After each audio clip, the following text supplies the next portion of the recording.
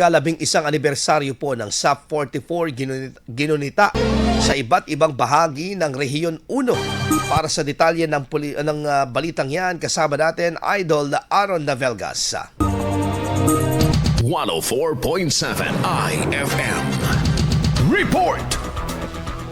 Ginunita sa iba't ibang bahagi ng Rehiyon 1 ang ikalabing isang anibersaryo ng SAP 44 kahapon, Enero 25, kasabay ng National Day of Remembrance na itinatag sa ilalim ng Presidential Proclamation No. 164. Ang paggunita ay nakatuon sa pag-alala sa 44 na miyembro ng Philippine National Police Special Action Force na nasawi noong Enero 25, 2015 sa isang operasyon sa Mamasapano, Maguindanao habang nagsisilbi ng warrant of arrest laban sa mga target na terorista. Nagsagawa ng magkakahiwalay na seremonya at aktibidad ang mga unit ng Philippine National Police sa iba't ibang lalawigan sa rehiyon upang alalahanin ang sakripisyo ng SAP 44. Sa La Union, idinaos ng isang programa sa Luna Memorial Park na kinabibilangan ng pag-aali ng bulaklak, pagsisindi ng kandila at panalangin bilang pagpupugay sa mga nasawing pulis. Samantala sa Ilocos Norte, isinagawang 6 na kilometrong Solidarity March sa downtown Lawag noong Enero 24, isang araw bago ang National Day of Remembrance. Ang National Day of Remembrance para sa SAP 44 ay formal na tinatag noong 2017 upang magsilbing taunang araw ng pag-alala sa insidente at sa mga pulis na nasawi sa operasyon. Kasama mo sa IFM News Tugupan, Idol Aaron Navelgas sa TAC IFM.